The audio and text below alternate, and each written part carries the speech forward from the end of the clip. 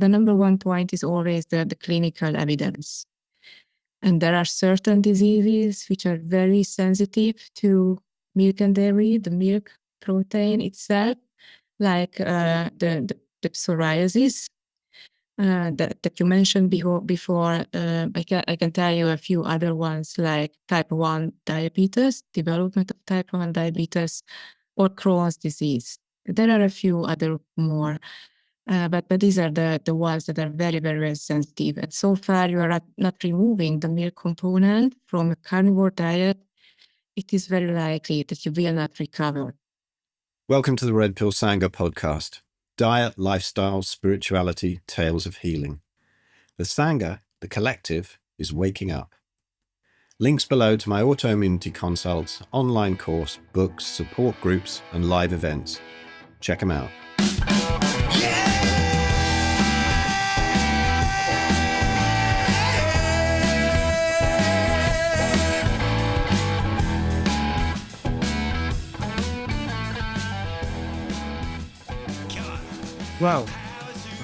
Wow. I just had a wonderful conversation with my good friend and one of my heroes, Dr. Zsófia Clemens from Paleomedicina in Hungary. And I wanted to make this a really deep dive into autoimmunity because of my own experiences of people who come to me, experiences in my groups. And I really wanted to see exactly what she would say about a lot of these common questions that we get asked from people who are struggling with this. And there are a lot of things that are overcomplicated, that need to be simplified. And I asked Zsófia a lot of questions, and I particularly did a deep dive into dairy because there's so much misinformation about that. People are confused about it. People react to it. People think they don't react to it.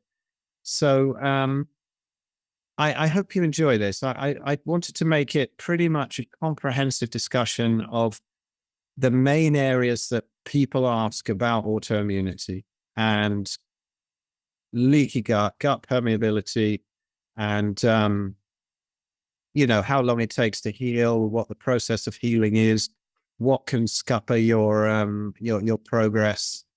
And I got some fabulous answers. So I hope you enjoy it as much as I did. I had a bunch more questions. I'm going to have to get her back on again at some point. But if you're, I would really recommend. I can't lost count of the amount of people I've referred to Zsófia. And if you are very sick and you want to get things sorted out very quickly, I really would recommend a consult with her. And particularly if you want to get blood work done and work with that kind of thing. Absolutely cannot recommend Paleomedicina highly enough. So there we go. Enjoy the podcast. And please, if you like the podcast, consider donating. There's a donate button below. Please, if you can make it a monthly donation, a recurring one, that would be even better. Help me keep it going. I've got some great guests in mind that I'm going to get on.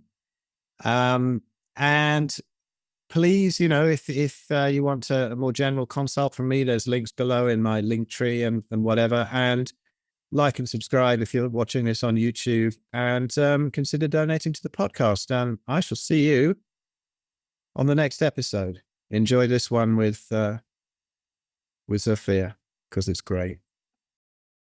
Welcome back, everybody, to this podcast. And I'm so delighted today. I've got my good friend, Zsófia Clemens from Paleomedicina in Hungary. And we had a lot of fun at my carnivore conference in 2019 where we met. And again, just this conference in Sheffield. And it was so good to see you again. And thank you so much for coming on and doing this. Thank you for inviting me. It's my pleasure to be chatting with you again. Cool. I just want to pick your brains so much. I got a million questions, but I'll try and only ask about 500,000. So I wanted to really do a deep dive on autoimmunity today. But I mean, probably I should think people who are watching this know who you are. You're a bit of a celeb. You're a hero of mine. And so I know it all. But just really briefly, what are you doing? What is the work that you're doing at Paleomedicina? Is it even called Paleomedicina anymore? It's like ICNMI or something like this? Yes, we use both names, ICMNI, which is the new name, but we also use the Paleomedicina, which is the old name. So the combination of both. Yeah, we are dealing with patients in the first place, and we also build a research on the ongoing patient work. So we deal with very different diseases, from diabetes to, as you said, autoimmune diseases and cancer and even neurological disorders. And we are providing medical care and dietary guidance. And this is what we have been doing for the last now 10 years. So there is quite a past behind us, and there is quite an experience with these conditions. So we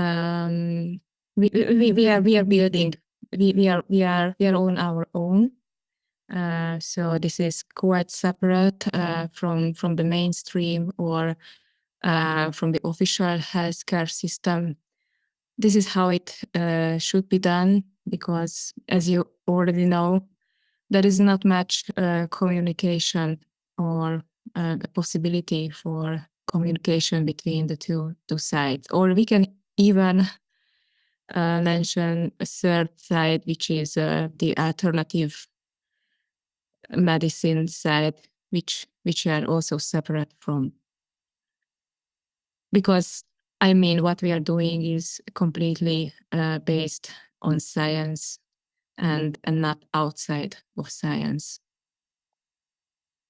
Yeah, and it's proper science, not the scientism that goes on in the medical industry today. I mean, it honestly blows me away what you guys are doing there. And I can say from my own experience, because you know my history and sort of going through sort of psoriatic arthritis and being in agony about 10 years ago, and then messing up at the end of last year as well, which you helped me with so much. Thank you so much, and got me out of it very quickly.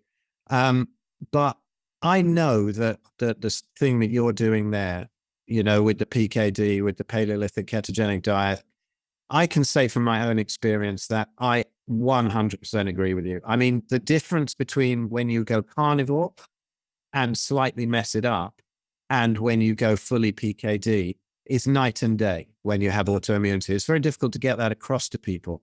But today, I want to ask you some questions. And with that in mind, I absolutely agree with you. You know, I want to play sort of devil's advocate here and ask a few questions, particularly with a bit of a deep dive into dairy at some point, because, you know, when we were in Sheffield a little while ago, we took Zsófia out for a little bit of a walk around the Peak District and whatever, and hung out at the conference. And I asked some silly questions and put it up on Facebook, YouTube, on my YouTube channel. But the comments about dairy really hit people. You know, they have this sort of sacred cow idea that dairy is wonderful, especially if it's raw and all that. And it triggered some amazing reactions. It really made me laugh. But I'm going to come to that in a bit. I mean, what I'd love to ask you first is, there are a lot of theories about autoimmunity and exactly what causes it. You know, there's the silly one in the mainstream of, oh, it's genetic and it's your body attacking itself. Now, I don't believe that for a moment. But there are also things, you know, you work very much with gut integrity. And is this theory of molecular mimicry right? That the body gets confused and attacks similar molecules as to the proteins that are getting through into the blood? Or do you think it's something like there are certain toxins in certain parts of the body that the body is trying to clear? What actually causes autoimmunity, in your opinion? Yeah, this is a very good question, because I believe that none of those things. So the key behind developing an autoimmune disease is indeed the intestinal permeability, which is also called the leaky gut, which means that we have, when we have a proper intestine, this is subserving two functions. One is absorption, and the second one is subserving the barrier function. And you need both, because you need to absorb what you need, and you also have to you have to also have to get rid of what you do not need. So, and the combination of the two is resulting in something that is called selective permeability. And this function requires the integrity of the intestine, the intestinal membranes. And whenever you eat something, basically anything in theory, which is outside meat, fat, animal fat, and organ meats, that can mess up the intestinal barrier. And as a result, you may be developing an autoimmune reaction or an autoimmune disease itself. And when I'm saying outside meat, fat, and organs, this literally means milk and dairy too. Actually, there are two major enemies of the intestinal barrier, and one is cereal, and the second one is milk or anything that is coming from milk. It is basically because of the milk protein that causes, or the combination of the two, or in combination with the third factor. And you can easily get these three combined if you are eating a Western type diet. But once you have developed an autoimmune disease at some point in your life, you will remain sensitive basically to anything. So you do not need these food components in combination. It is perfectly enough if you eat milk or any dairy on the top of eating red meat, for example. And this messes up a lot of people because they may think that milk and dairy is also coming from the same animal from where the red meat is coming from. So it should be okay. But actually the clinical evidence shows that it makes a huge difference whether you are eating milk and dairy or you are eating the diet which is not containing milk and dairy. And of course, you can find the literature behind where you can base what you are saying, what you're talking about. But the number one point is always the clinical evidence. And there are certain diseases which are very sensitive to milk and dairy, the milk protein itself, like the psoriasis that you mentioned before. I can tell you a few other ones like type 1 diabetes, development of type 1 diabetes, or Crohn's disease. There are a few other more. But these are the ones that are very, very, very sensitive. And so far, you are not removing the milk component from a carnivore diet. It is very likely that you will not recover. Yeah, and the theory behind, because you asked about the theory. Yeah. So the first thing is that you may develop the intestinal permeability itself, which means that certain macromolecules from your intestine can get across this intestine, can get into your blood, maybe circulating in your body with the circulation, and these proteins, which are not completely digested, like the ones coming from the milk, or only fragmented but not properly digested and broken down into amino acids. So these longer chain molecules may be forming a complex with certain molecules in your own body. And this complex is eliciting an immune response from your immune system. And this is the point where your immune system starts destructing this complex, because this is the way how your body is trying to get rid of something that is recognized as a danger signal to the immune system. Basically, this theory is coming from Professor Laurent Cordain. He was the one who developed this theory. I think he didn't have clinical data to support this, but he do see this being reflected in the clinical practice. Yeah, it's fascinating. I mean, to go more into the dairy thing, because there is a people always pop up on my channel and whatever, and they say, well, we've seen loads of people heal via Gerson therapy and veganism and that kind of thing.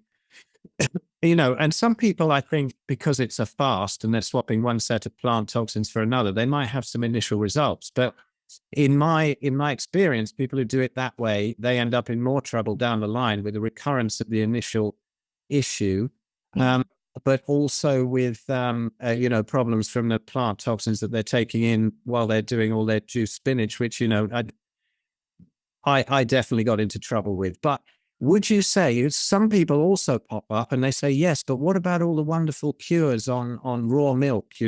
People have just taken nothing but raw milk for months and they've cured this and that, and their leg fell off and they grew it back again. And, all of this sort of stuff. I mean, what's your opinion on people who say that about raw dairy? Because I was fascinated when you said to us in the Peak District that you think that actually raw dairy can be worse than the pasteurized dairy. And in a way, you see, that makes sense to me. It was funny, actually. Somebody on my YouTube channel came up and said, oh, has anybody ever told you, Phil, that you're so easily led? And I said, listen, I've got an open mind. This makes sense to me. Do you think that because I didn't punch Zsófia in the face that I actually think that, that I'm easily led?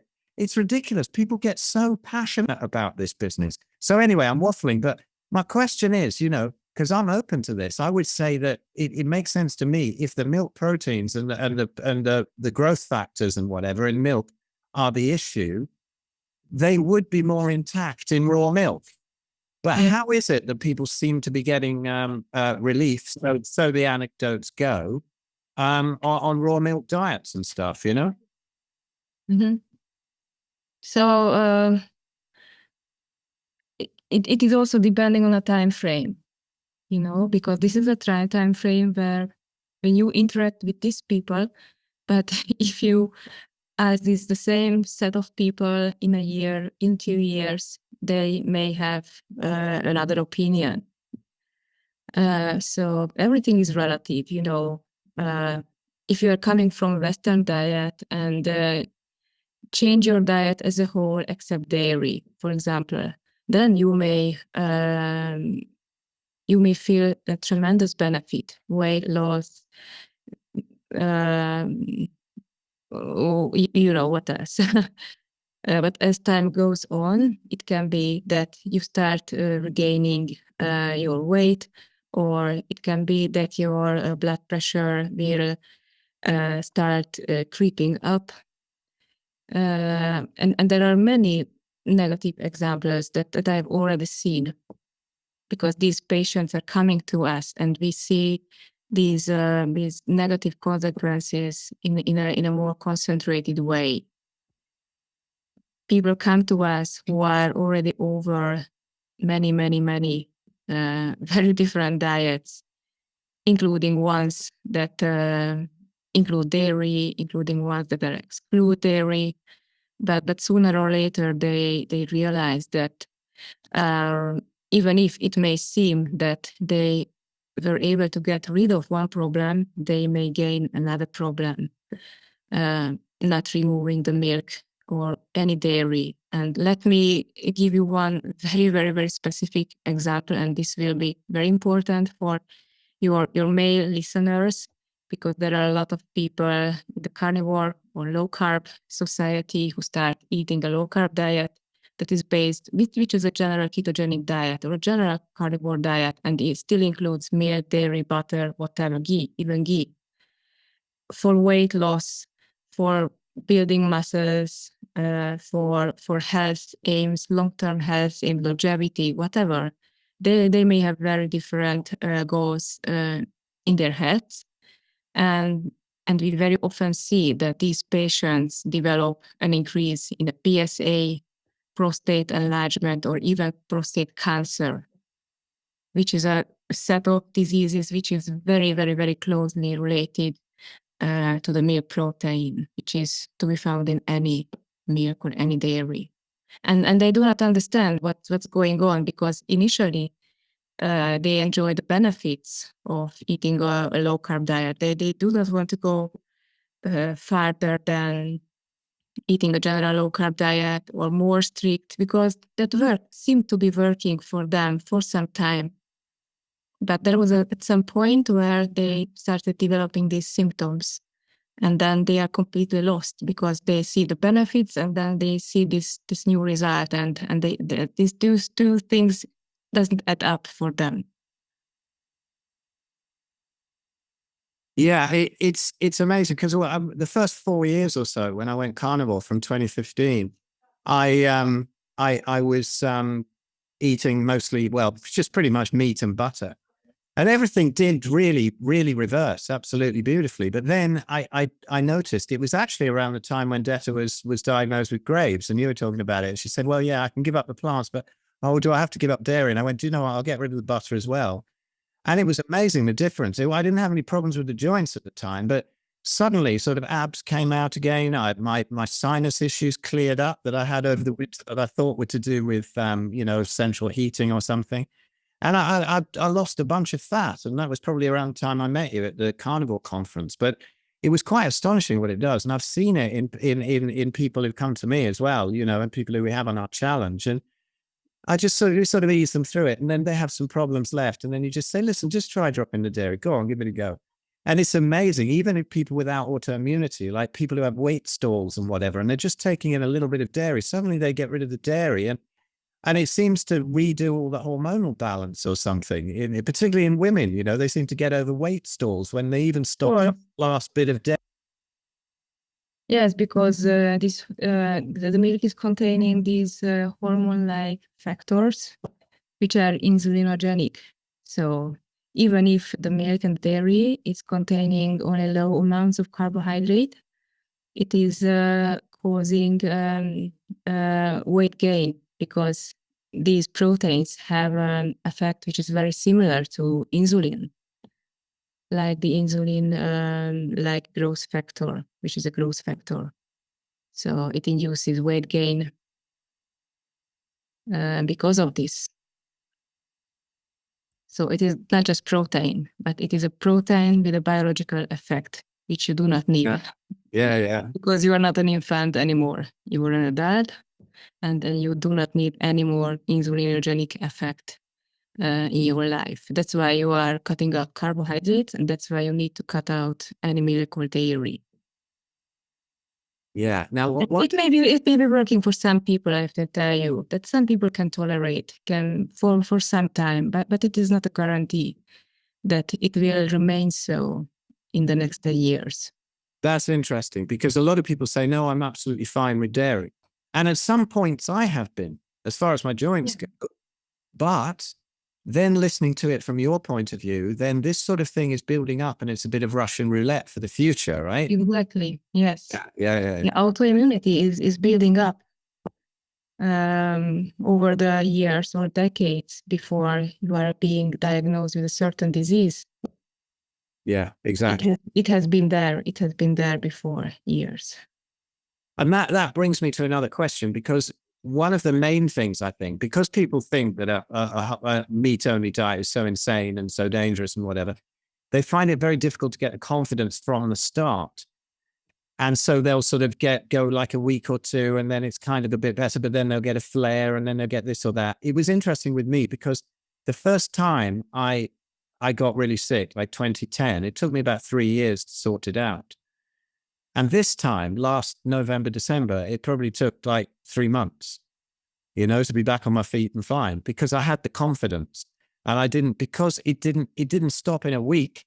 I thought it would, because usually I can fast, and I will come on to that because I know you don't like that much. But usually, like, if I do eat something a bit wrong, I just don't eat for a day and it's gone. If I get a twinge in some joint or something like that. But this time it didn't go. It was really there to stay. But because I had confidence with it, complete confidence, what I've seen with other people, I just went for it and thought, well, there's nothing else I can do apart from all my woo-woo stuff, that I was doing, and all the light and magnetism and, getting your sleep right and all that kind of thing, and sunlight. But there was, a complete confidence in what was going on.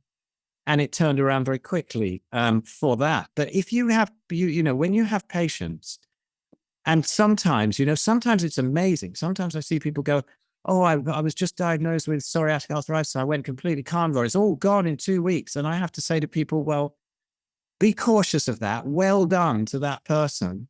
But be cautious because, as you say, it's been building up for decades. Can we fix it in 2 or 3 days? Probably not. Why is it that people still get little flares and reactions when they do just eat, say, fatty beef and lamb? Is that to do with the protein still getting through a bit until the gut has healed, and particularly if they're not eating high enough fat? But also, how do you help them to have that kind of confidence and to get through it when they have flares that, oh, I've had a bit of a flare this week, but now I'm okay that week. Oh, I've had another one. And that's sometimes how it happens, right? And then it tails off and tails off. How do you give them confidence and keep them on path? So the first question is regards why does this happen? So the intestinal permeability, in order to fix the intestinal permeability, you may need 3 weeks. If you are very healthy, you are very young, you can normalize the intestinal permeability in 3 years. If you're not that young, if you are taking medicines, if you're taking supplements, if anything in your diet is not as perfect as it can be or should be, it can take longer than 3 weeks. And any minor event or any minor additive in your food may be ruining of what you have been doing for weeks before. Okay, can I just interrupt there? Because you said 3 weeks, then 3 years, then 3 weeks. Was that all supposed to be 3 weeks there?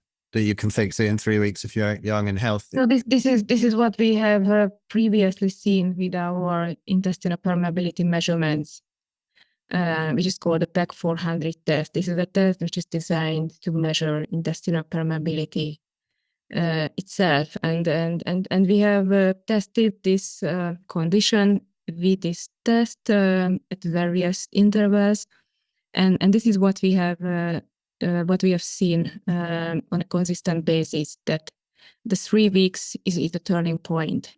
You can expect that the intestinal permeability, which has been elevated initially and which is always elevated, goes back to being normal in about 3 weeks. In children, it can happen more quickly. In elderly, it can take a longer time, or with Crohn's disease or diseases that are specifically affecting the intestine, it can take longer than 3 weeks. But if we just take an average patient, it can take. We can say that on average, this is expected to last at least 3 weeks, and then you can start seeing the benefits maybe earlier already. And the other thing, that the autoimmune process that is going on also needs time to attenuate. So that's why we have this delay in the effect. But whatever treatment you use, you should be expecting a delay because there has been a delay too before your condition developed because of something that happened to your life. So it comes with a delay, and if it is 3 weeks, then you have to be patient for 3 weeks and wait out the effects. And yeah, of course, this is a leap of faith. Patients very often come to us who already do their research or read a lot of articles or in a Facebook group, or have seen somebody else going through the same process, and most of them already know what they are into when they start our program. And what can we tell them in between is that we are asking for feedback on a daily basis. We have an online patient tracking system, and we track everything that is measurable at home, including their symptoms. And with doing this, they have an immediate feedback. They can see how their symptoms change, or at least tend to change, before everything get fixed. So they already start seeing the tendencies with their symptoms. So if they start with a symptom level of 9 and in 5 days they only have a symptom level of 7, then they may think that, okay, I will go on because at least it didn't get worse. It got a little bit better. So this is, let's see what would be happening in the next few days or 2 weeks. The 2 weeks is a good window because this is a window where things really change significantly. And most of the patients of course, not get cured entirely, but there is already a definite change for the positive. And the 2 weeks is to teach patients how to effectuate the diet properly, how they can rely on their own measurements. So the 2 weeks is for learning, going through the learning curve, and then they can do it on their own without external help. External help on a daily basis, of course, because otherwise they can get help. And the other things we do is that we suggest regular blood works to track certain parameters, including inflammation markers, inflammation levels. And we do different inflammation markers. And the combination of these markers is a very good feedback as regards how the inflammation overall changes through time. So even if a patient may not feel or may only feel a small improvement, if there is a big improvement or a measurable difference between 2 inflammation marker levels, that already tells something, because this is very, very objective coming from the laboratory. So they can go with their own measurements in addition to what they feel subjectively. Cool. And there are so many little things that people get in their heads that slow down progress. I mean, I've heard you say, and no supplements. And so many people get obsessed with supplements. And I would say that, you know, apart from keeping the gut leaky because they have some horrible fillers in them and all that sort of thing, I mean, it's very easy to explain, I think, to people that if their gut's really leaky, they're probably not going to be absorbing any of those things anyway, and they're much better to be got from food in the first place. But the people who think that they need supplements are probably the people who can absorb them the least, and they're not very absorbable anyway. But is there a case at any time? It's like some people say they go carnivore, or you know, and they sort out their main issue. And then down the line, they still have something sort of niggling here and there. There's a lot of things floating about, you know, then you might need some decent supplements at that point to correct an issue that carnivore hasn't been able to correct. And we're talking mostly about carnivore here, not PKD. But, you know, some people then they'll get, you know, there's a big craze in the carnivore world at the moment on thiamine. And, you know, oh, we've got a thiamine deficiency and this and that. And we need to take a load of thiamine to boost that. I've heard about this. Yeah. Well, I mean, I would guess that the natural way is to eat fatty meat, and then your vitamin pill is liver and other organs and whatever, and that will in time correct things. Do you think there's ever a case for somebody to sort of boost up something via a supplement, as let's say the 6-month point where they think, oh, well, okay, I've got a bit of dry skin or I've got this kind of thing, but I've got rid of my main issue? Or supplements, do you think they are always totally unnecessary? I mean, I know now and again you say to take some of that Vigantol, the vitamin D, to a very short period of time to boost that up. But is there anything else that's worth looking at? Like 6 months down the line, do you ever say to somebody, oh, you might need a bit of thiamine now or something? Do you do that? No, I don't think so. So I really do think that outside vitamin D, you do not need any other vitamins, specifically not in a pill, or no minerals, because we can also mention magnesium, which I believe is the #1 mineral supplement. And a lot of people are suffering from leg cramps or low mood and think they can help this by taking magnesium.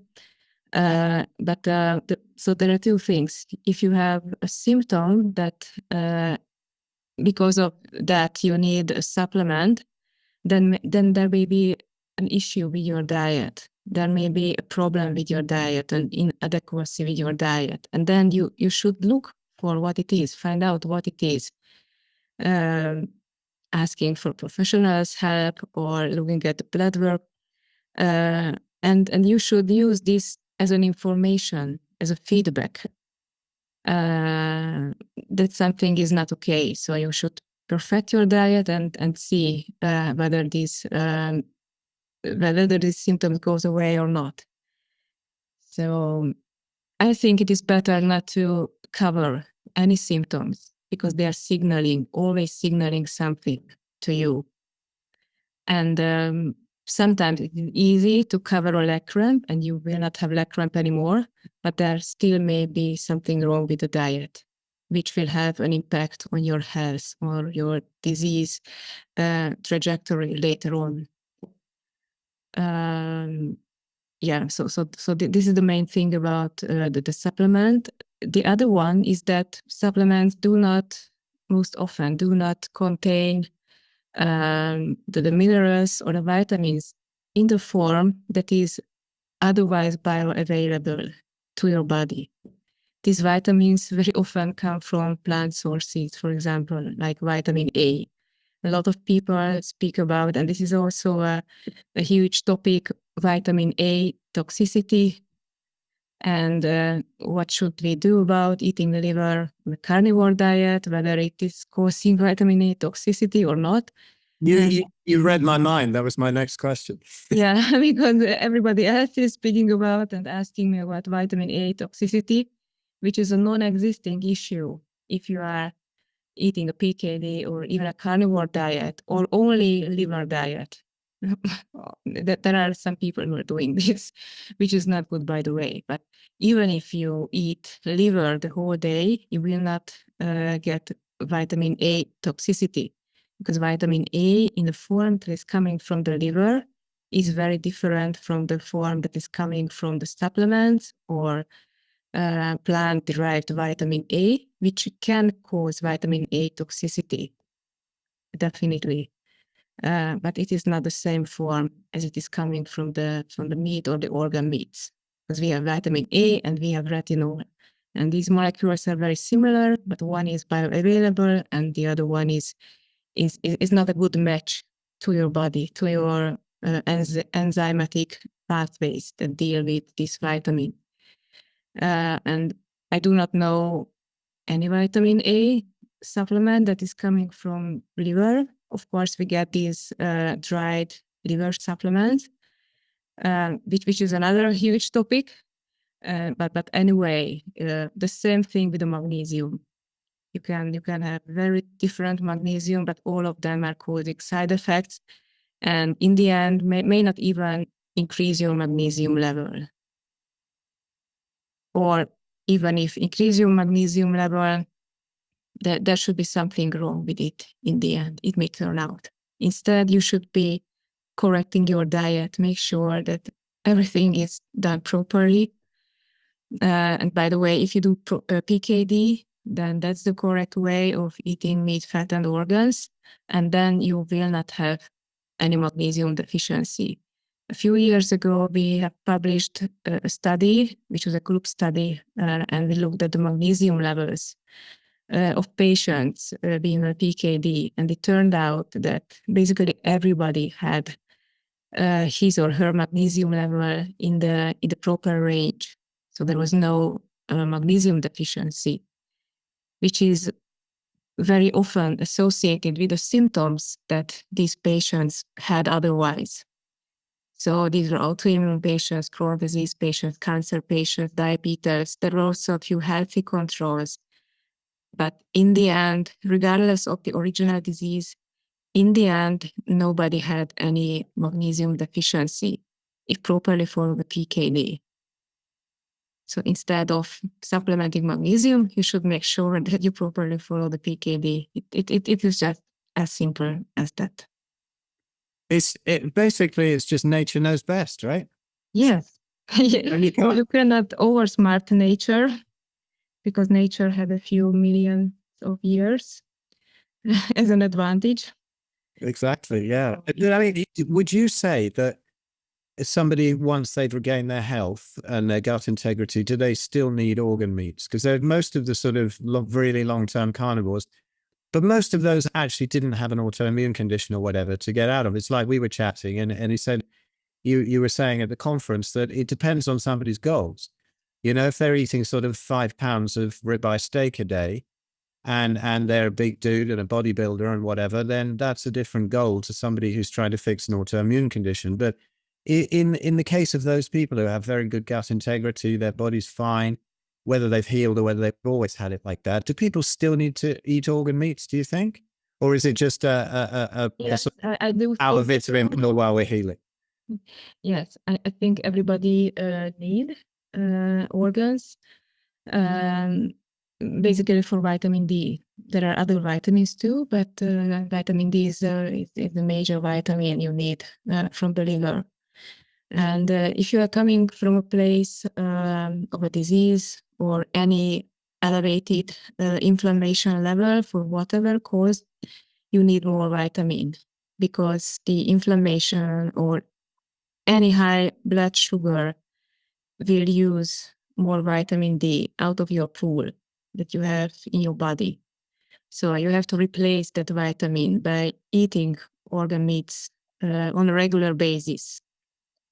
If you are somebody relatively healthy, you will also need vitamin D because you need it from the food. You cannot get it from the sun for most of the year, right? Not even in Africa. I also do have a few patients from Africa, or patients or countries which is very sunny the whole year, and they still come to us with very low vitamin D levels. As surprising it may sound, so this is the case. If you are somebody who is relatively healthy, it can be that you need less vitamin D or less organ meats, and you may be doing well with less. But if you're somebody drinking coffee, drinking tea, or doing small allowances, or doing more sports than an average person, or you just got an upper respiratory infection, you again need more vitamin D than otherwise. And this is what we see from the measurements. If patients stop eating liver or run out of liver, their vitamin D can drop in 2 weeks or even 10 days below what is healthy. And with a low vitamin D level, you will not recover properly. And then you are again in this vicious circle that, oh, I'm doing the diet for a long time and I'm not recovering, or I've fallen back, or I'm still struggling with fatigue or whatever, even if my skin healed or whatever. So I have mixed results, and you can have mixed results so far your vitamin D is low. Well, here's a weird one. Here's a puzzle for you, actually, that I've always meant to ask you, and I've always forgotten. If I did ask you before, never mind, because I'm asking it in public now. But it was about 2010, and you know, I love Jack Kruse. He did the foreword to my book, and he's, you know, he's all about light. It doesn't matter what you eat as long as you're in the sun all the time, you know, and all of that. And this is his thing. But I was starting to look at his work, and I realized that whether he's spot on or not about all that stuff, I had been living a very dodgy lifestyle. I was a really big fat bastard. I wore contact lenses for 30 years, so apparently you don't get all the natural light in your eyes. And I hated the sun. I got to the point where, you know, when I was a kid, I used to have beautiful melanin. I'd go the color of my kids now, you know, and it was fantastic. But then as the sort of inflammation came up, my skin changed, and I ended up sort of going bright red in the sun and really itching. And I hated it. I hated the heat. I hated the sun. And then it came to a point where I got really sick, and then I went vegan, you know, lost all the muscle, all the weight. I lost about 90 pounds and still didn't fix my joints, obviously, except it gave me kidney stones, which we'll come to later. I want to talk to you about that too, obviously. But I thought, right, okay, I've got to get my vitamin D checked. I haven't been in the sun for like 15 years because my body hates it so much. and I hadn't supplemented. I hadn't done anything. And I went down and got my vitamin D checked, and it was 183. And I thought, how is this possible? Does it sometimes happen that any vitamin D you have in your body will be not going to any sort of use at all, but be circulating because your metabolism and physiology is so messed up? I mean, do you think they got my test messed up with somebody else, or is it possible to just have a reading of 183 that's complete anomaly? What happened there? I need the units for this number because there are different unit systems. I get Right. monomole per liter. Yeah, well, okay. Well, it's basically, if this tool can translate it, because I can't translate that, but I can say that what they put as in that system of measurement, they say that 180 is dangerously high. That's the limit that they say they're scared about. How come I was over that without supplementing or being in the sun for 15 years?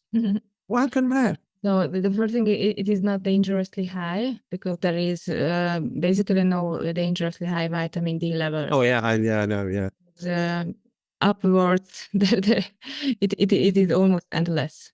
I have also seen a few cases who had such a high vitamin D level, and this is very often coming from previous high dose vitamin D supplementation.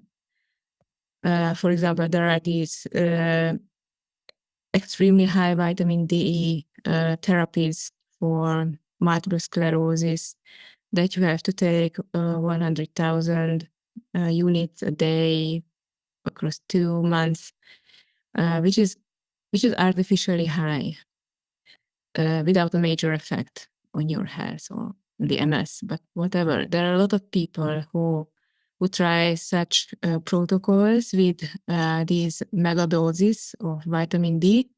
And even if they stop taking vitamin D for a year, if you check your vitamin D after a year, it can be still very high because your body still hasn't used it up entirely. It could well have been that. Could well have been that. It may be a year before or something like that. I had some craze on it and swallowed it. That's interesting. It can last that long. Because I remember one time when you explained to Detta how to take that Vigantol stuff, and she didn't. She misinterpreted what you said and took, whole bottles and whatever in a day, and then went down for a test, and it was like, a regular blood test, but the vitamin D came up as 250, and they freaked out and phoned her up. You've got to get down here straight away. We were laughing. It was like, it'll be fine. There's no problem. But they'd freak out. You got to keep the doctors on a tight. That's not the problem. But what I'm trying to explain to patients that there are no additional benefit beyond the normal range of your vitamin D, because there are such opinions too that you have to have a very, very, very high. The higher, the better. But we do not see any such association with the disease course or inflammation level or whatever. Anything that is way beyond the normal range is not associated with any such benefit. But it is also not harmful. It will not do anything to you. You just can be sure that you will have a very good vitamin D level for the next 6 months of your life, and you can sleep very well because of this. But otherwise, no further benefit. And also, it naturally, if I do see such a high vitamin D level in the blood work, I know that it is coming from supplements, either currently or from past supplements, and it is not a natural. It is not a level that you can achieve in a natural way. You cannot achieve such levels through the sun or through eating liver.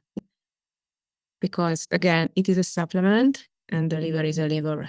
There are enzymes that are breaking down the excess vitamin D, and you cannot achieve a vitamin D level higher than, let's say, 100 nanomole per liter in a natural way from the food. So that is another argument why you should be going with your natural foods, because then it will be regulated in a proper way. You cannot overdose vitamin D, but if you go with a supplement, you can easily overdose. And there will not be any problem with the vitamin D because it is a vitamin that you cannot basically overdose, but you can overdose vitamin A, or you can overdose other vitamins that cause symptoms or prevent your recovery. Cool. Yeah. That's just, doing everything naturally and the body sorts itself out in time. It's like weird things happen in the meantime. You just have to think less, and things will be much simpler than otherwise.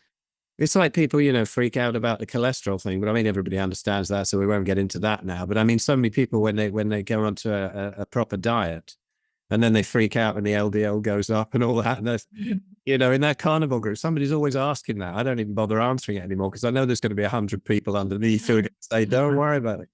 But listen, I don't answer either.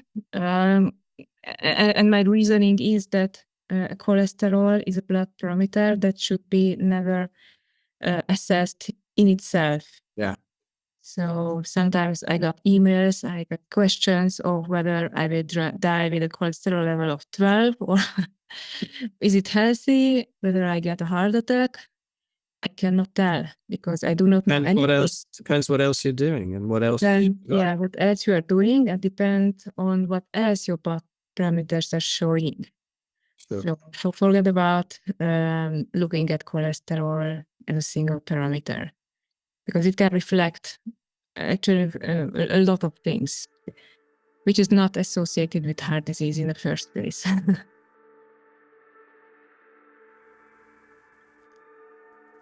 I'd like to take a moment to talk about my autoimmunity consults, especially for rheumatoid or psoriatic arthritis. If you or anyone you know is suffering from arthritis, I can help. I can give you the knowledge and confidence that took me years and most of my savings to uncover. I've worked successfully with hundreds of clients, and I'm in the unique position that I've been through it myself and come out the other side healed. So I know firsthand what does and doesn't work. If you book a consult or 3-consult deal, you will also get email support, plus my 30-video online course, Autoimmunity, the Subtraction Method, and my Kindle bestseller, Arthritis, the Best Thing That Ever Happened to Me, for free. For more details, how to book, and to read testimonials, go to philescott.com. Yeah, well, I wanted to ask you about eggs, because this is something that comes up a lot with people with autoimmunity. And I find, even as a kid, I hated egg whites. I just didn't like them. And I remember being forced to eat them once at school, and I actually threw up in the teacher's lap when he was sitting next to me at dinner. And I warned him, said, "Don't make me eat those things."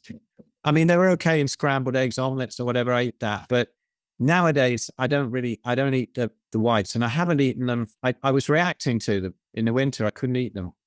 But now, I mean, for example, over the past week, like I'm feeling fine and whatever, but over the past week, I've really started to crave them. Something in me is telling me that I need them. And so I've been having them, but usually I would have them sort of on a burger with a load of butter and then some egg yolks. I don't have the butter now. I just put that on with some extra tallow or whatever. How do you find that people react to eggs when they've got a very leaky gut and they're in a flare? Are the whites worse than the yolks, as people say? And are eggs kind of okay? Is it sometimes people even seem to react to the yolks, but then they're okay? But this is not a food that you would put in the category of dairy that will harm you, but maybe you can be sensitive to in the short term. Am I right on that? Mm-hmm. Mm-hmm. Yes.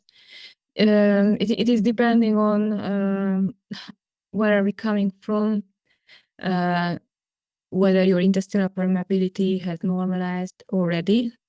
So where you are in the process, for how long time, are you properly following the diet?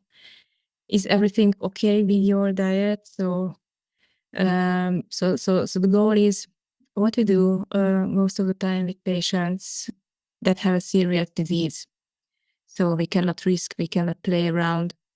We put them on the most strict version of the PKD, which is literally meat, fat, and organ meat, and that's it, no eggs.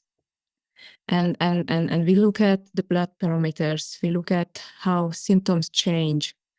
And if we see that they reach their baseline in terms of not having the disease-associated symptoms, so For example, somebody with Crohn's disease have no more bloody stool or no more abdominal cramps, no fever, nothing for some time, and have a blood work that looks as expected at this time on the PKD, then we may say that you can give it a try. If you are craving for eggs, you can try it, but it is just a try. Eat it and look at the reactions, because this is something that we cannot predict. This is something that you need to find out, because it's very, very, very individual. Because if you are carrying a sensitivity to eggs from your past, then it can be that you will be always reacting to eggs. And it can also be that it will go away and you can eat eggs. But this is something that you have to find out yourself, looking at the feedbacks. But eggs is not a major, is not at the core of the diet itself. Eggs typically comes in a next phase. Of course, who are relatively healthy and only want to lose weight, they may be doing with eating eggs from the very beginning. We used to ask a few very specific questions, which also includes a few questions about vaccination history, not just the COVID, but other vaccines. And because the more vaccines you got in the past or in the near past, the more likely that you will react to eating eggs, whether it is egg white or egg yolk, both. You may be reacting to both. So egg is not a safe category of food for everyone. Yeah, that's Myself, I cannot eat eggs. I'm on PKD for 10 years and I'm still not able to eat eggs. But this is my specific sensitivity, and I'm not sensitive to anything else to this extent. interesting. One of the members in our Big Fat Challenge asked me to ask you, after hearing the thing about milk, and the growth factors in it and whatever, would that actually apply to eggs in any way? Because that's only supposed to be for a young chick, right? I mean, obviously we did raid nests and we ate them, but would there be any correlation with that it's only supposed to be for babies? The eggs? Yeah. Same as the dairy. No, I think eggs is supposed to be to starving animals, where nothing else is available for carnivorous animals. This is my thinking. So eggs is never, if you look at the diet of different carnivore animals, I think eggs is not a number one food item. Carnivore animals run after and take down other animals. And if they are running out of animal meat, then that's a point where they start robbing the nests of birds, I think. And it is also not complete when it comes to nutrients, the whole spectrum of the nutrients. There are a few items that are missing from the eggs, despite the notion that egg is regarded to be very nutritious. It is just a matter of what you compare it to. If you compare it to the Western type diet, or if you compare it to bread, which is containing almost no nutrients, then eggs, of course, is a nutritious food. But if you compare it to meat, fat, and organ meats in combination, then eggs is less than a full value food item. For example, it is lacking vitamin C. Yeah, that's kind of. And it is also lacking iron. So, and without iron, you cannot you cannot live a healthy life for a long time. Sure. Right, Karen, then let's dive in oxalates.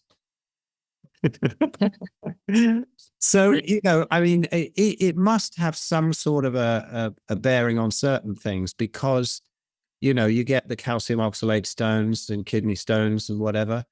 And I would think that because I'd never had kidney stones all my life, and I only got them after I did months of juicing spinach and turmeric and almonds and all that sort of crap. And then I got a kidney stone, which was a big one, and it was horrific. So, does this have any bearing on other kind of disease? Or do you think, somebody who's taken in a high amount of oxalates, they are in there and they are a thing, but do you think that they lodge in all the organs and whatever, like other people think they do, and that it takes years to get rid of them sometimes, and some people detox them more than others? Or do you think it's just another non-issue? What's your view on the whole oxalate craze? Mm-hmm. So I think those people who are putting oxalate in their bodies are also putting other junk foods or shitty foods in their body. So it is very difficult to tease this apart. It is easier to blame everything on the oxalate and not taking so many other stuff into the equation. But the thing, we can simplify this very easily. Stop eating those food items, stop eating a plant-based diet, start eating a meat, fat-based diet, and then you will get rid of any food that is containing oxalate, because oxalate is coming from the plants. If you eat animal meat, fat, organs, you will not get any oxalate from these food items. So there will be no input, no more oxalate input in your body, which would be doing the harm to your body. And the oxalate that was coming from a previous diet will go out, because it doesn't get accumulated, or it doesn't get stored wherever in your body. You have kidneys, and the kidneys are trying to excrete the oxalate. And if you stop eating food items that are containing oxalate, you may be still urinating oxalate for a few days or weeks, but then there will be no more oxalate, calcium oxalate in the urine. That's another thing. If you developed a kidney stone because of your previous diet, during your previous diet, this is a build-up process. And there may be a point where your body starts getting rid of these stones. But you can have kidney stones at any point of your life. I mean, you can start excreting, peeing out kidney stones at any point in your life, or on your healthy diet, if you had it before.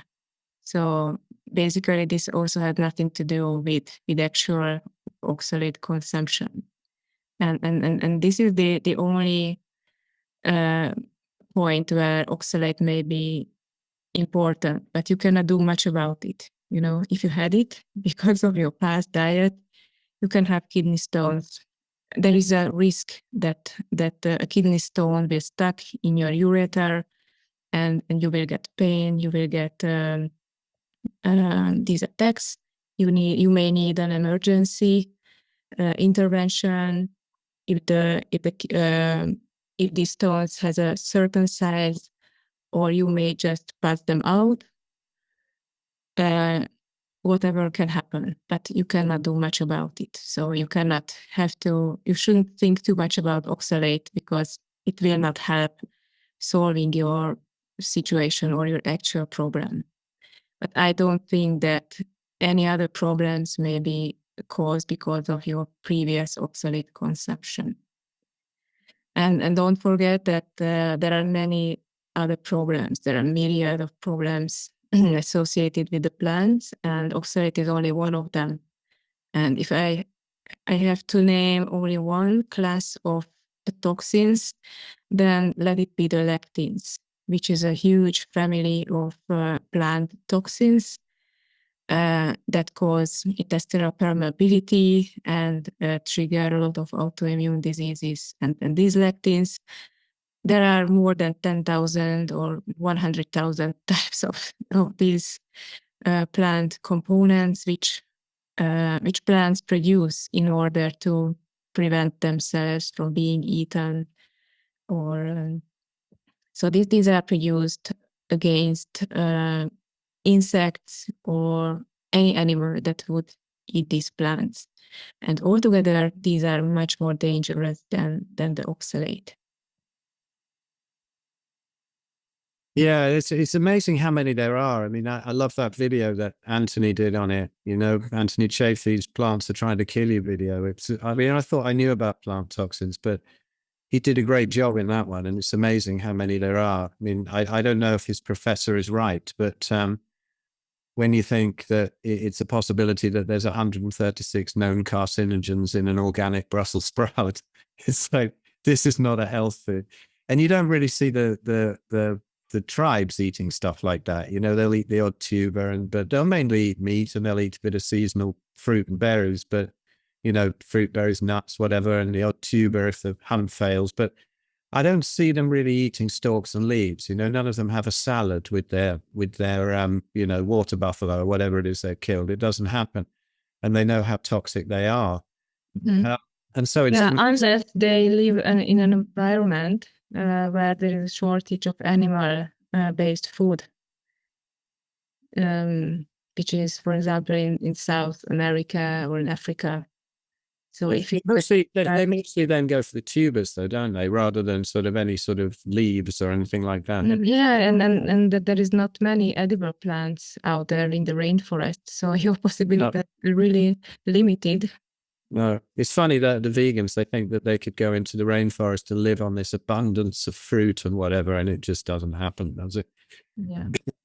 So, one thing that I wanted to ask again, something to do with that I forgot about the milk that people always ask: A2 versus A1. Any difference really, or is it just all the same sort of thing? Everybody goes, oh well, if you can get goat's milk, that's much better than cow's milk, and that sort of thing. Still no difference, just best avoided. Yes, when it comes to the entirety of autoimmune diseases, I guess that there is not much difference. I think that such a difference has been established for heart disease, if I remember well, but not for the other diseases. So, and also clinical experience shows that whatever milk you are ingesting, whether it's A1, A2, goat, cow, whatever, it is not good for you. Yeah, cool. That's that one blown up. Now, on a PKD diet, after a while, you say that some people can reintroduce certain plant foods, and I mean, I don't even miss them, so I don't want to. But a lot of people seem to sort of think that they would need to do them, and honey and fruit seem to be the sort of things that are the least harmful. Well, not that honey's a plant food, but so what sort of things do you say that people can reintroduce, and why, and how long, and are there some things that would not have done us any harm if we'd have eaten them all our lives, but then we lose our privileges for them because we're broken from all the processed food and grains and beans and pulses and all that dairy and crap?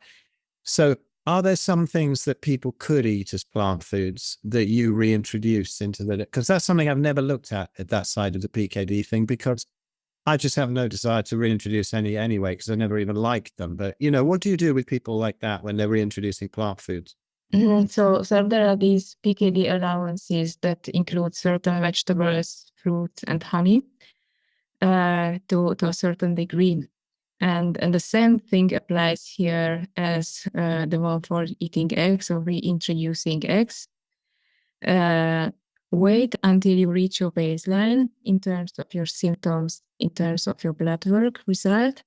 And if you do not have cancer in the first place, which is where the time factor is very important and you shouldn't play around, then you may give a try and reintroduce one thing at a time and look at your symptoms, and also look at your blood work. So the more thing you reintroduce, the more blood works you need to do to remain on the safe side. And this is just for their this is just for their taste, or this is just how they feel about eating something outside of the PKD, because there are certain patients who say that I cannot do this in this form anymore.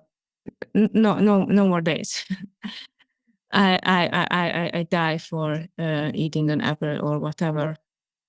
And then there are two possibilities. Either it is a possibility because the patient already gained time, doesn't have a very serious disease, and then can give a try and see how this affects.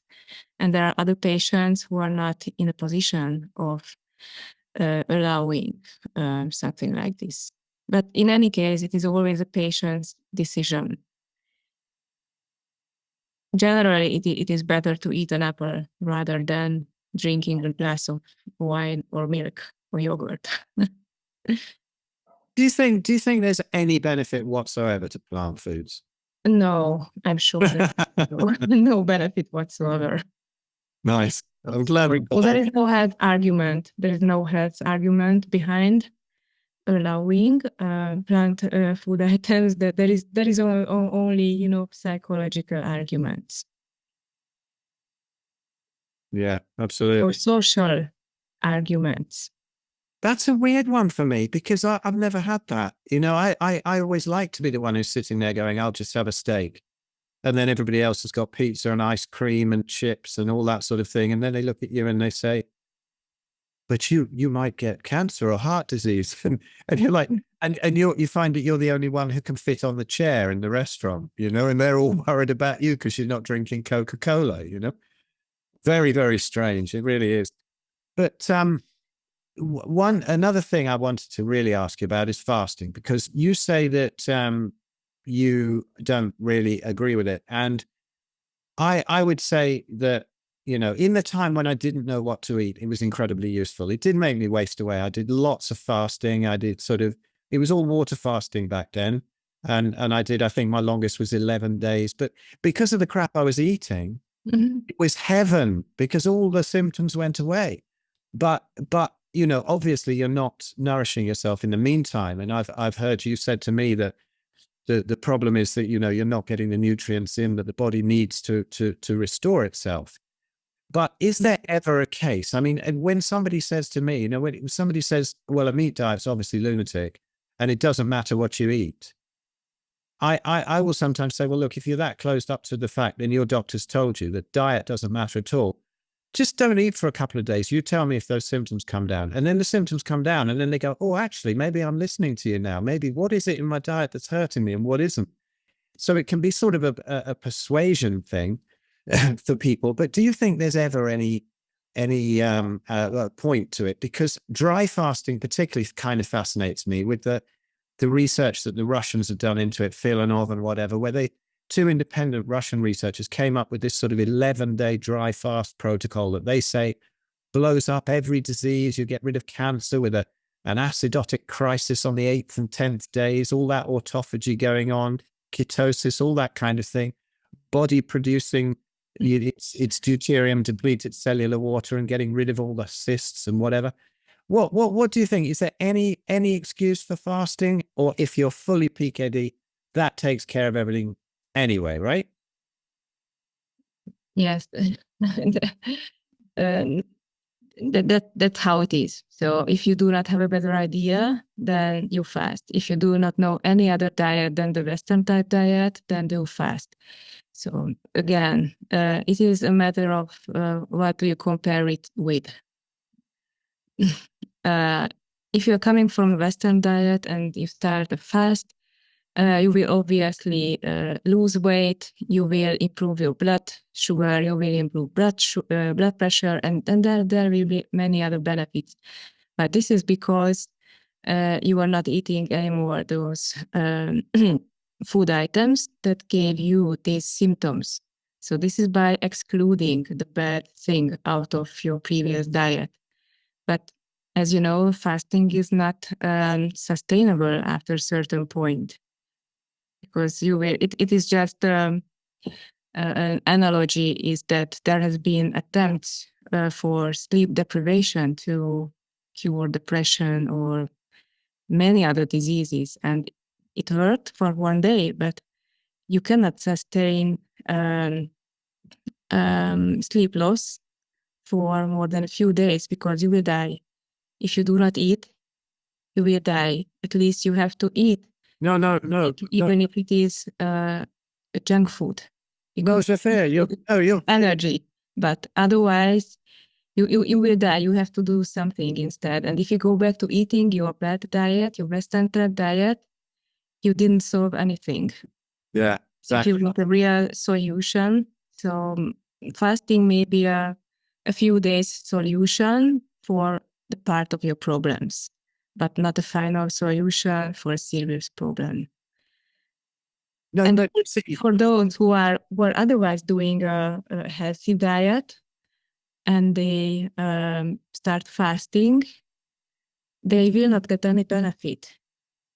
They only will get the negatives because they will not get the benefit of the healthy diet. And this is further depleting their nutrient stores. So for example, if you're anemic and stop eating the red meat, your anemia will worsen and your inflammation will go up. I have seen many fasting blood works, and honestly, they do not look good. That's interesting. Yes. You see, the thing is, I had a fruitarian on my podcast recently, and as he was telling me, humans are naturally frugivores, and he's going through fruitarianism, heading towards breatharianism. Isn't it amazing how people think that they can do this? Honestly, it's a real craze at the moment. All you need is fruit because that's the natural human diet. And then you end up just being able to live on fresh air and prana. These people, I've never seen one succeed. I mean, maybe some yogi in the Himalayas has done it at some point, but it's amazing how it's getting into people's heads and they're listening to these sort of, fruitarian gurus. It's really very, very strange. It's almost some kind of a mental illness, I believe, that they actually believe that they're going to one day survive on just fresh air. I mean, why would you want to? Steak's great, right? Don't understand. No, such things are not sustainable. You should put a next conversation with the same person in a year, 2 years, and then think about their experience. Exactly. Now it is enthusiasm or their psychological beliefs speaking instead of biology speaking. But very easy. So everybody can say what they want if they are convinced enough of their truth. But you can always look at the blood work, and the blood work is objective, or any other parameter is objective parameter, and you can compare two objective parameters in an objective way, and that will tell you the real situation.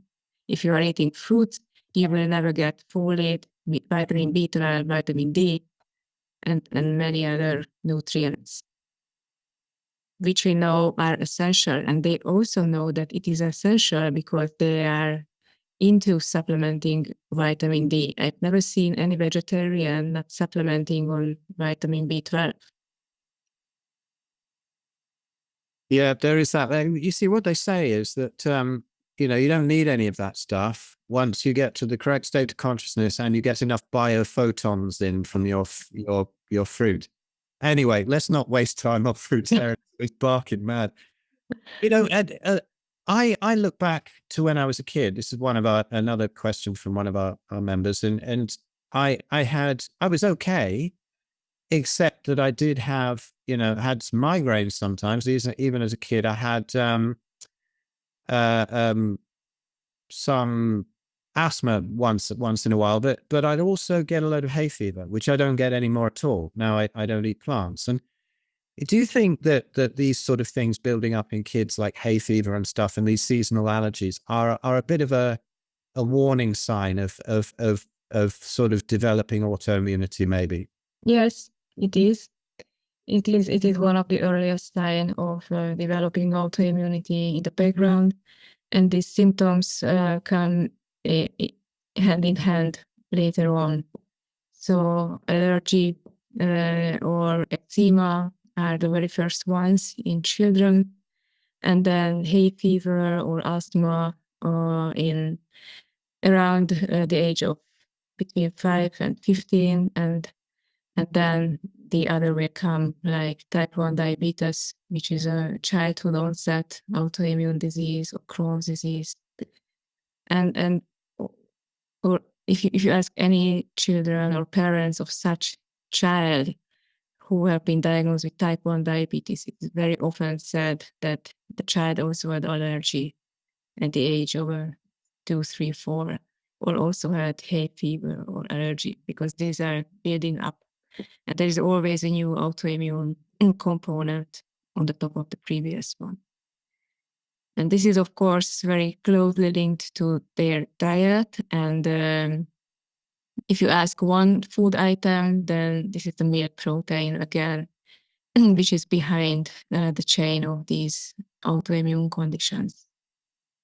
So even if you do not do anything else, just removing the milk component from their diet, hay fever improves or completely goes away, or allergy, eczema, all these may go away just by excluding any milk and any dairy. Not the same with type 1 diabetes or Crohn's disease, because it is more developed. It comes later, but these simple autoimmune diseases may be reversed by eliminating the milk from the diet. And the children's diet is very milk heavy nowadays. It wasn't that way when we were children or before we were children. Yeah, I used to notice even when I was vegetarian that if I gave up dairy early in the year and remembered to stick to it, my hay fever was greatly reduced. It didn't really go. But I mean, I had it so bad. It was, I'd be inside with the windows shut and bowls of cold water, and it was horrific. And now I have to look at other people sneezing to know that it's hay fever season. I get amazed that it took me so long to work it out, Yes. And of course, the doctors don't know. Yes, and the vegetarians think of meat as not harming an animal, but still replacing animal protein. So that's why they turn towards eating milk and dairy and cheese. But this is, again, a suboptimal solution. It's creating another problem. Yeah, exactly. Now, I have... I live very close to a TM community, the meditation community, which I moved up here thinking I was just going to be a yogi, in 1986. And I moved up here, and the community was great at the time. It was fun. Everybody was young. Everybody was okay. But now they're in their sort of 60s and 70s. And the rates of cancer and autoimmunity, eating these sort of lacto-ovo vegetarian diets, the sort of Southern Indian thing, and loads of pulses, which are full of lectins and, rice and dal and that kind of thing. And my friends, so many of them have dropped. I remember losing 2 on the same day to cancer, one to pancreatic cancer, one to brain cancer, on the same day a few years ago.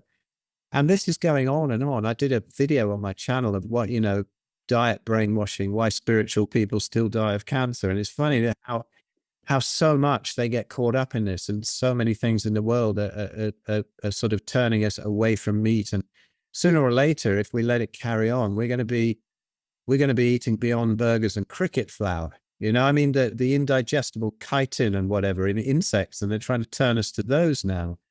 It's just insane what's happening. So we got to keep fighting in the trenches. Now, Ben had question. It's a couple more, I think, for you, and then I'll let you go, because I just realized sometime I got to get you back again. I got a million things I could ask you. But Ben says, we agree that with Zsófia that food is the most important and simplest broad strokes fix for health. But what other hacks does she include or recommend, such as light, stress, emotions, sleep, etc.? Are you looking at things like sorting people's light environment out, where they're ruining their circadian biology with these sort of horrible LED downlighters, things like that? Do you take into consideration EMFs, household toxins, things like that? How much does this part? Well, as you know, I am a big proponent of simplifying rather than making things up and more complicated than necessary. So I personally, I don't really believe in this light stuff or anything that is around red light or anything. We never suggest such things, and the diet alone approach works. So, and I also do not like to combine scientific stuff with things I do not believe to be scientific. And there are so many strange or fringe ideas being thrown around. And why should we mix and match everything that we come across? I understand that there are a lot of proponents behind red light or use screens with different filters and things like this. But this is just at a theoretical level. In my opinion, it is just theoretical level, and things just work completely fine. Instead of concentrating something that is not needed, not necessary, concentrate on doing the diet properly. This is my advice to the patient. They always say me, okay, I have this little symptom. Can I use red light to fix this? And this is not a good approach, because you need to make sure that you're doing the diet properly. Otherwise, the red light will not help you. And you just lose time by trying out these ideas which have no scientific basis behind. And I also know that there is this magnetism thing, or electricity, electric smoke, or things like that. I've never seen any evidence, any real or any convincing evidence that removing electricity would heal or would help your sleep. If your sleep is broken, then there should be something in your brain, or there should be something wrong in your diet. You need to find out again, rather than covering it or escaping into another myth. So to me, this is kind of this spiritual thing that you hinted at. I mean, spirituality otherwise may be a good thing and necessary to human existence. But when it comes to disease, just look at the disease as a manifestation of your biology, your genes, your hormones, your nutrients, your intestinal permeability, and you will have the solution. You do not need to step outside the biology to fix your physical issues. But if you enjoy, if you feel that it gives you relief, then do it, because I do not advise against anything that is harmless, or at least neutral. If you like it, do it. Just do not do anything that interferes with your diet. No, I do agree with you a lot on that. But I think from my own experience and from other people's experience that, particularly the light, getting enough sun, getting the light in your eyes in the morning, getting that circadian biology thing, it can really help. It can really help sleep. It can help emotions. I mean, look at the amount of how they get battery chickens to lay eggs. They leave. Yeah, but I would call this timing of your sleep window, your sleep. Yeah, there's nothing to do with. Of course, this is associated with the light, but then fix your sleep timing. If they ask me about sleep, I very often deal with this issue, because this is important. So you need to, so in order to enjoy best energy level throughout the day, you need to have a certain timing of your sleep. You shouldn't go to bed beyond a certain time. You shouldn't wake up later than a certain time. So this is fixing your circadian rhythm, which is helpful to your energy, well-being, circadian rhythms. I completely agree with this, but this is also tied in our biology, nothing spiritual and nothing crazy stuff. This is absolutely. Yeah, no, pure biology.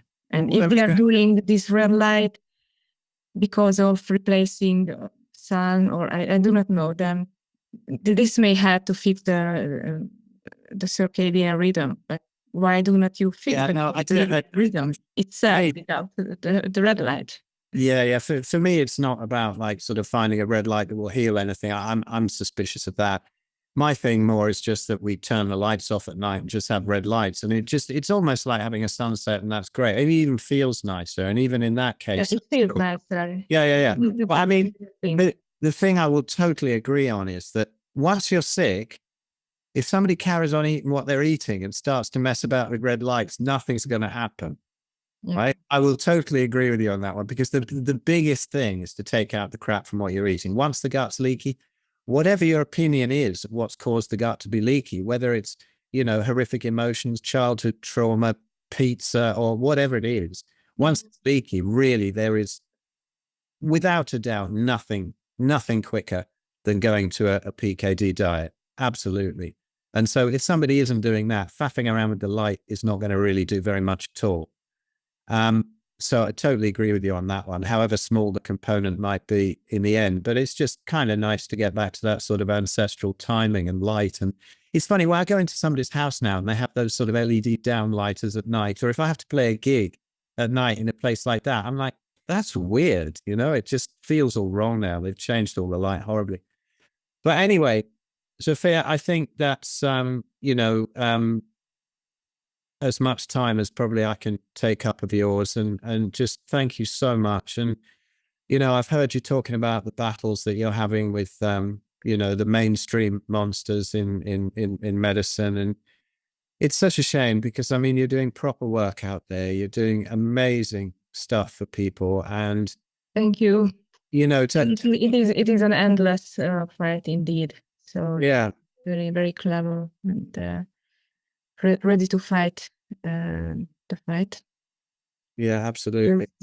Actually, nobody else will do it for you. Yeah. And sometimes it's better not to fight, just to do your own job in a separated way, and avoid conflict, because it is also conflict, not always helpful. Yeah. So, I mean, in the early days with me, when I started to fix it and I started to feel loads better, and then an appointment with the rheumatologist came up, and I haven't seen one for 10 years, but I thought, oh, I'll go back and I'll show him how well I'm doing. And I got to the waiting room and I was jumping around. I was fine. And all his patients were really sick and on walking sticks and bandaged up and eating biscuits out of their handbags, And this is a hospital of rheumatology. And the first thing you smell when you go in is toast, because that's what they're doing at the cafe for people. It's amazing. And I went in there under the misapprehension that he was going to be amazed and really pleased. How did you do that? I would have thought that they would really want to know how somebody did something like that. But no, he actually got really angry with me that I wouldn't take his methotrexate. It was incredible. And there's just there's an old saying, isn't there, that, you can't convince somebody of something whose livelihood depends on not being convinced of it. So the battles with the medical system there, I wish you all the best, and that the bastards leave you alone and let you get on with some proper work there and stop hassling you, because, I mean, you're a big hero of mine, as well as a good friend. And honestly, so many people speak so highly of you. People are always asking me, what would Zsófia say about this? What would she say about that? And so, it's getting out Thank there. you. So just brilliant. Well done. And thank you for all your wisdom and your friendship. And thank you so much for coming on the Thank you, Phil. I was enjoying as usually. Cool. Well, I hope to see you soon. Bye-bye. See you later. Bye-bye.